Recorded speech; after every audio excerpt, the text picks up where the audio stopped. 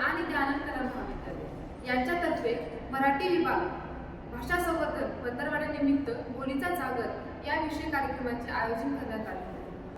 कार्यक्रमाच्या अध्यक्षस्थानी महाविद्यालयाचे प्राचार्य डॉक्टर शिवाजी गायकवाड, प्रमुख पाहुणे म्हणून देंगलूर महाविद्यालय देंगलूर येथील मराठी विद्यान प्रमुख डॉक्टर विठ्ठल जमाळे आणि महाराष्ट्र महाविद्यालय निलंगा येथील डॉक्टर हंसराज भोसले, उपप्राचार्य डॉक्टर अंजली जोशी उपस्थित होते. भाषा संचालनालय बोली जपा, बोली वाचवा, संस्कृती टिकवा या घोषवाक्यास अनुसरून महाराष्ट्रातील 36 जिल्ह्यामध्ये विद्यापीठ आणि महाविद्यालयातर्फे या कार्यक्रमाचे आयोजन केले होते.